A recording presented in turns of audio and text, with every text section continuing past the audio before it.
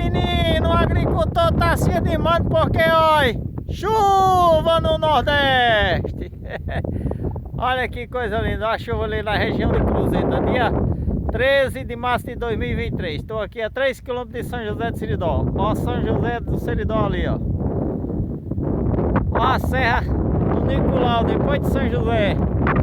Ó a Serra de São Bernardo e o pôr do sol. Ô, maravilha! Esse é mais um vídeo de Libera News aqui de São José do Seridó, Rio Grande do Norte.